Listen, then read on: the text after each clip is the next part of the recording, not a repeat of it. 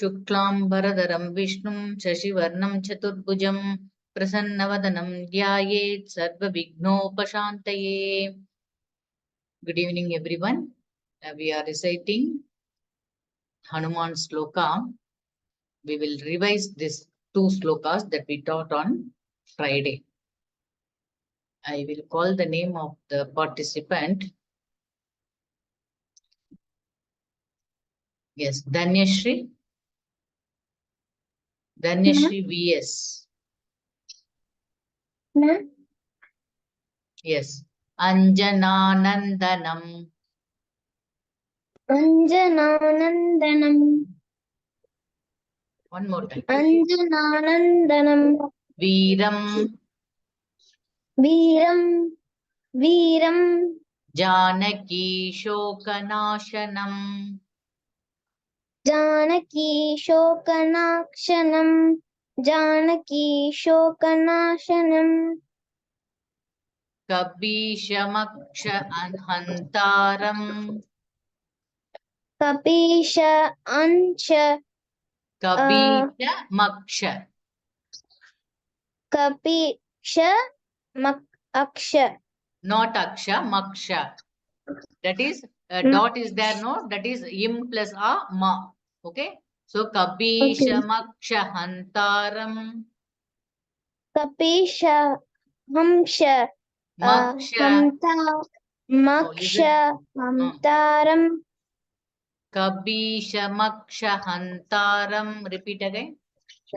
Kapisha Maksha Hantaram. Vande Lanka Bhayankaram. Vande Lanka Bhayankaram. One more time. Vande Lanka Bhayankaram. Excellent. Aro. Thank you, ma'am. Welcome. Aro? Yes, ma'am. Yes. Anjananandanam Veeram. Anjananandanam Veeram. Anjananandanam Veeram. Janaki Shokanashanam. Janaki Shokanashakam. Janaki Shokanashakam. Shokanashanam. Shokanashanam. Na. Shokanashanam. Yes. Kabishamaksha Hantaram. Kapisam. Kabishamaksha. Kapishamaksha. Hantaram.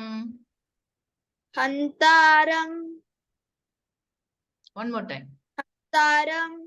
Vande Lanka Bhayankaram. Vande Lanka Bhayankaram. Vande Lanka Bhayankaram. Excellent. Yes. Agamya. Yes, ma'am. Yeah. Anjananandanam Veeram. Anjananandanam Veeram. Anjananandanam Veeram. Janaki Shokanashanam. Janaki Shokanasaram. One more time. Janaki Shokanasanam. Kabishamaksha Hantaram. Kapisamastaram. Kapisamastaram. Vande Lanka Bhayankaram. Vande Lanka Bhayankaram. One more time. Vande Lanka Bhayankaram. Excellent. Harihara. Yes. Anjananandanam Veeram. Anjananandanam Veeram. Anjananandanam Veeram. Janaki Shokanashanam. Janaki शोकनाशकम् Janaki Janaki Shokanashanam. Janaki शोकनाशकम् Nashanam. See here. नाशनम् Yes. Kabishamaksha. कपीशमक्ष Hantaram. अंतारम् Vande Lanka. वन्दे Lanka Bhayankaram. भयंकरम् Bhayankaram is not there. Karam. Bhayankaram. भयंकरम् Excellent. Harshita. Yes, ma'am. Yes. Anjananandanam Veeram. अंजनातनम Viram What do you say? Repeat again. अंजनानम नीरम Nandanam. Nandanam. नंदनम Veeram. Viram Janaki. जदानकी Janaki. Janaki Shokanashanam. शोकनाशनम Kabishamakshahantaram. कपीशमक्षहन्तारम Vande Lanka Bhayankaram. वन्दे Lanka भयंकरं Excellent. Dhanyashri B. Ma'am? Dhanyashri, yes. Can you recite full sloka? You No, can? ma'am, I don't know. No. Okay. Anjananandanam Veeram. Anjananandanam Veeram Janaki Shokanashanam. Janaki Shokanashanam Kabishamakshahantaram. Kapishamaksharam Taram Hantaram. Hantaram Vande Lanka. Vande Lanka Bhayankaram. Bhayankaram. Good. Shaisha? Yes, ma'am.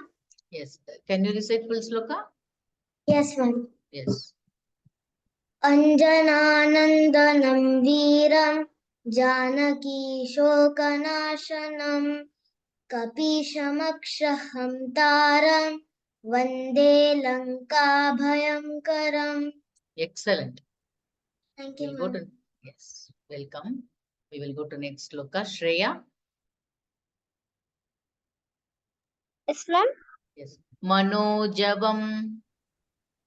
Manojavam Manojavam Maruta. Maruda Tulya Vegam. Tulyavegam Jitendriyam. Jitetriyam Buddhimatam. ಇವ್ರದ್ದು ಮೇಲೆ ಅವರು ಎಲ್ಲಿ ಆಗಿಲ್ಲ Others, please mute yourself. ಅದನ್ನ Manjula, mute yourself. Yes. Jitendriyam. Jitendriyam Buddhimatam Varishtam. Buddhimatam Varishtam Vatatmajam.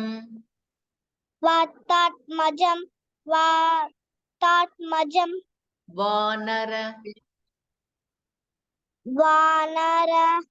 Vanara Yuthamukhyam. Yodamukyam Youth. Not Yotha. Youth. Yutamukyam Excellent. Sri Ramadutam. Srirama Shriramaduttam Shriramaduttam Sharanam Sharanam Sharanam Prapadye. Prapadye Prapadye. Excellent. Vaibhavi Thank you, Shetty. ma'am. Welcome. Vaibhavi Shetty.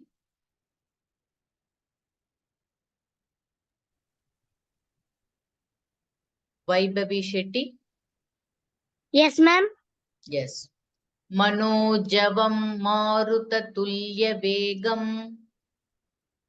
Manojanam Javam. Marutam Okay. Okay. 1 minute. Javam Manojavam. You are in mute. Manojam Maruta. Maruta Maruta Tulya Vegam. Vegam Jitendriyam. Jitendriyam Jitendriyam Buddhimatam Varishtam. Buddhimatam Varishtam Vatatmajam. Vatatmajam Vatatmajam Vanarayutha Mukhyam.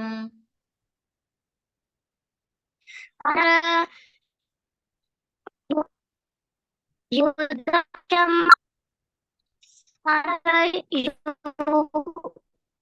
Yudhamuktam Sriramadutam.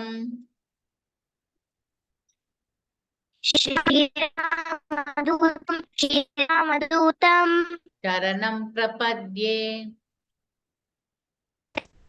Sharanam. Yes, your voice is feasible. Log out and come again. Okay. Dhanyashri. VS. Dhanyashri. Ma'am? Yes. Manojavam Maruthatulya Vegam. Ma'am, I know the full sloka. Yeah, recite. Manojavam Marutatulyavegam Jitendriyam Buddhimatam Varishtam Vatatmajam Vanarayuttamukyam Shriramaduttam Saranam Prapadye. Excellent. Yutha Mukyam. It is not Yutha. Yutha. Okay. Yes, ma'am. Yes. Arav. मनोजवं मारुततुल्यवेगं जितेन्द्रियं बुद्धिमतां वरिष्ठं वाताध्वजं वानरयूथमुख्यं श्रीरामदूतं शरणं प्रपद्ये. Excellent. Pranav. Thank you, ma'am. Welcome. Okay, ma'am. Pranav. मनोजवं मारुत्यतुल्यवेगं जितेन्द्रियं बुद्धिमतं वारिष्ठं वतत्मजं वानरयूथमुख्यं श्रीरामदूतं शरणं प्रपद्ये. Yes. Buddhimatam Varishtam. Recite ma'am. the second line again. जितेन्द्रियं बुद्धिमतं वरिष्ठं Yes. Buddhimatam बुद्धिमतां Varishtam. वरिष्ठं. Okay, you are using English script, no? Whenever the dash is coming, you have to say long vowel. Okay? Okay, ma'am. Yes. Sri Ramadutam Sharanam Prapadye. Recite the last line. Okay, ma'am. श्रीरामदूतं शरणं प्रपद्ये. Yes. Excellent. Shivin, can you mute yourself?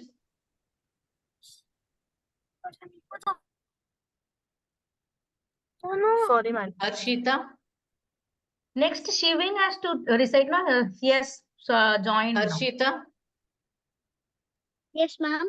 Yes. Ma'am, can Recite you the help full me? sloka. Can you help me? Yes. Manojavam Maruthatulya Vegam. मनोजवं मारुततुल्यवेगम् जितेन्द्रियं बुद्धिमतां वरिष्ठम् जितेन्द्रियं बुद्धिमतां वरिष्ठम् वातात्मजं वानरयूथमुख्यम् Can you repeat it? वातात्मजं Vatatmajam Vanara यूथमुख्यम् Yuthamukyam श्रीरामदूतं Sri Ramadutam शरणं प्रपद्ये Sharanam Prapadye. Yes, excellent. We will go to next sloka, the new one. Okay, today we will learn new one. Anchaneya Matipata Lananam Kanchanadi Kamaniya Vigraham Parijata Tarumula Vasinam Bhavayami Pavamana Nandanam. So we will recite this sloka. Yes, Shivin. Shivin.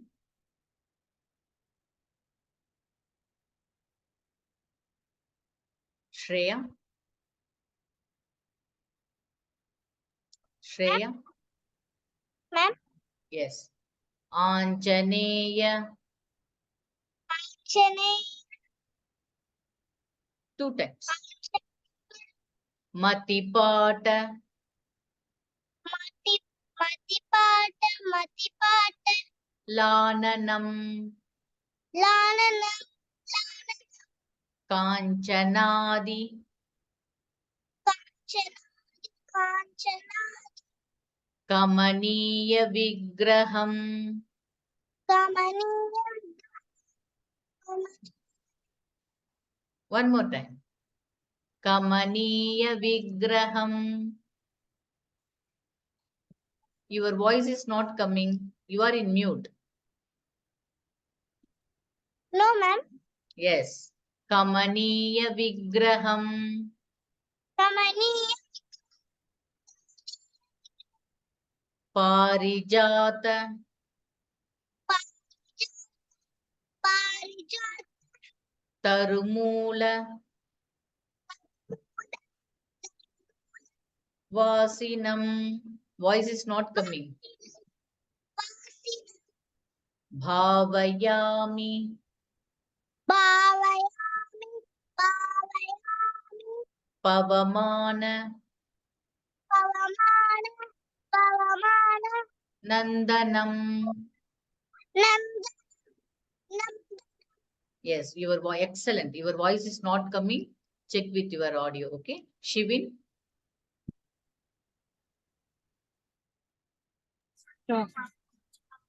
Yes, Yes. ma'am.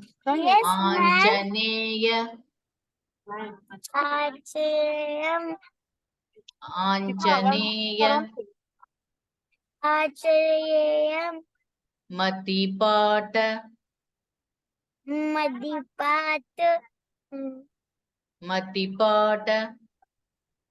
Madipat Lananam. Lanamam Lamanam Kanchanadi. Achanadi Kamaniya. Ramiyan Kamaniya. Kamayan Vigraham. Vigraham Parijata. Parijat Tarumula. Taramula Tarumula. Karamula Vasinam. Vasimam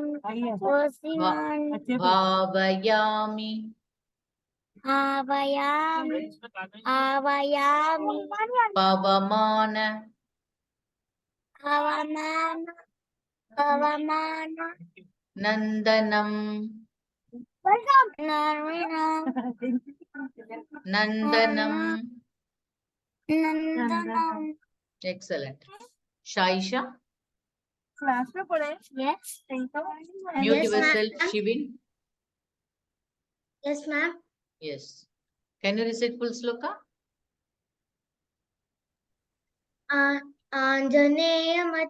आञ्जनेयमतिपाटलाननं काञ्चनादिकमनीयविग्रहम् Parijata. पारिजात तरमूल तरुवासिनं Tarumula. Tarumula. Tarumula vasinam. तरुमूलवासिनं भावयामि पवमाननन्दनम्. Excellent. Pranav. Welcome. Ma'am, can Shivin say? Pranav, please mute yourself, Shivin. Just now okay, you ma'am. said no. Ma'am, that was Nitara.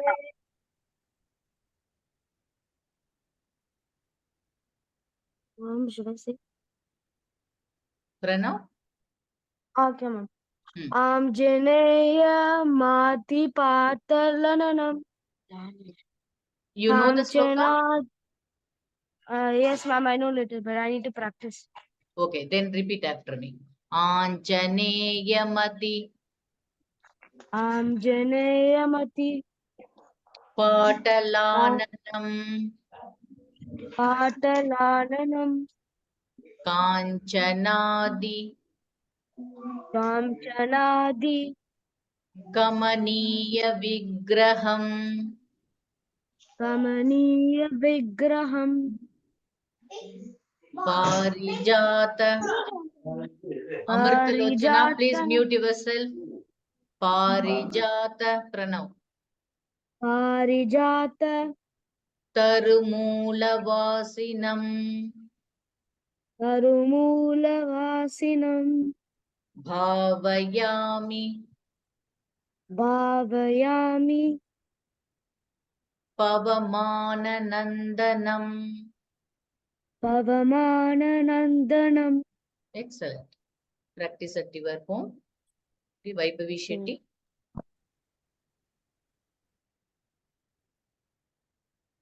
Vaibhavi Shetty.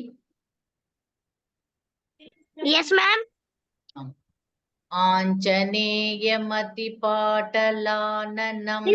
Miss, Hmm. can I say full shloka? Yes, recite. आञ्जनेयमतिपाटलाननं काञ्चनादिकमनीयविग्रहं पारिजाततरुमूलवासिनं भावयामि पवमाननन्दनम्.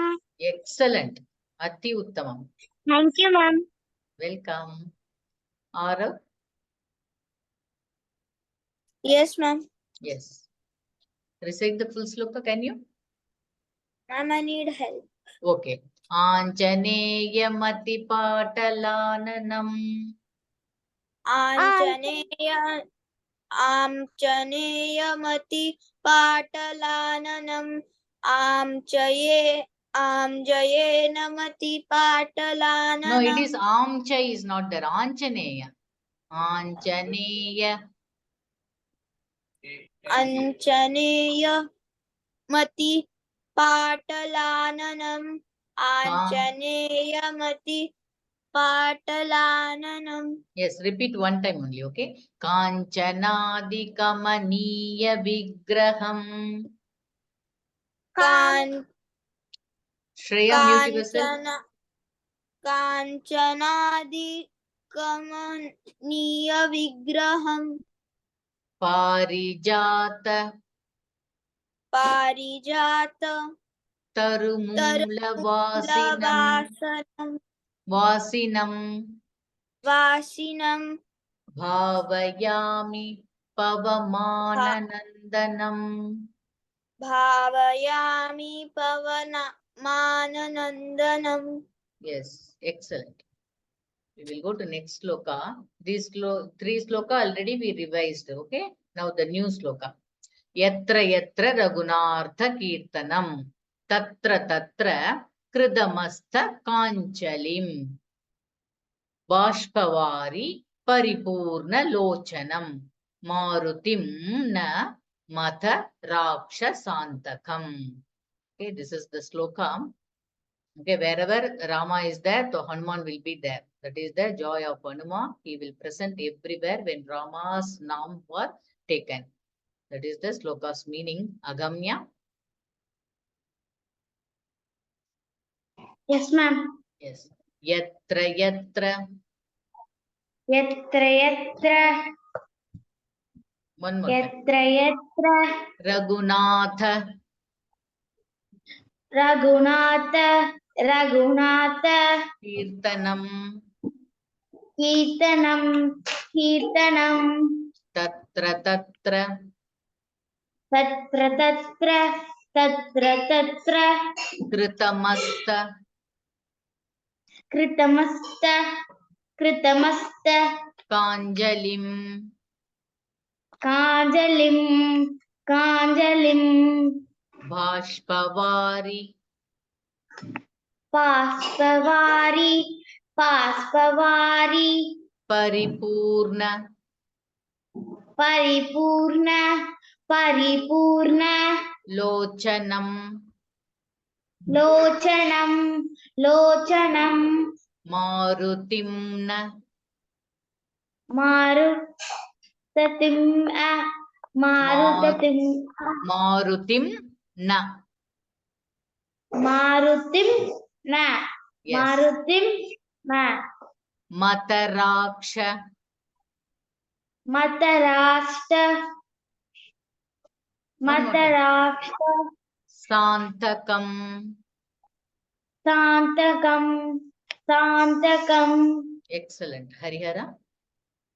Ma'am, I will read full sloka, ma'am. Yes, recite. Yatra Yatra Raghunati Kirtanam Tatra Tatra Kratmas Kritamasta. Kritamasta. Kanjalim. Kanjalim Baspavari Ek nimisham. Okay, don't recite wrongly. Bhashpavari. Bashpavari Paripurna lochanam. Paripurna Lojanam Marutimna. Marutatimya Mataraksha. Mataraksha Santakam. Santakam. Excellent. Amritalochana. Yes, ma'am. Yes. Yatra yatra. Yatra Yatra Raghunatha. Raghunatha Raghunatha Kirtanam. Kirtanam Kirtanam Tatra tatra. Tatra Tatra Tatra Tatra Kritamasta. Kritamastra Kritamastra Kanjalim. Kanjalim Anjalim Bhashpavari. Baspavari Baspavari Paripurna lochanam. Paripurna Lochanam Paripurna Lochanam Marutimna. Marutimna Marutimna Mataraksha.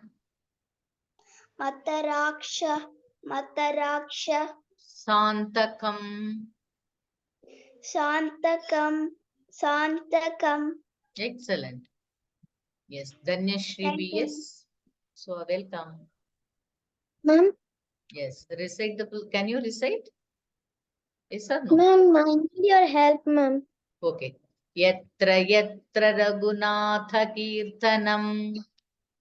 Yatra Yatra Raghunatha Kirtanam Yatra Yatra Raghunatha Kirtanam Tatra tatra Kritamasta Kanjalim.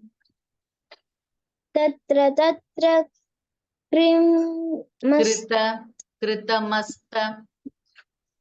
कृतमस्त काञ्जलिं आञ्जलिं काञ्जलिं तत्- का काञ्जलिं काञ्जलिं yes बाष्पवारि बाष्पवारि बाष्पवारि परिपूर्णलोचनं परिपूर्णलोचनं मारुतिं न मारुतिं न मतराक्षसान्तकम्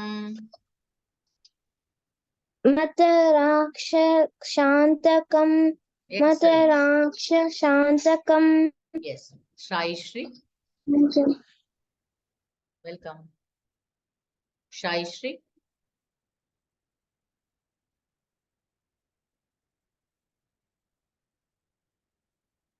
yes okay Dhanyashri V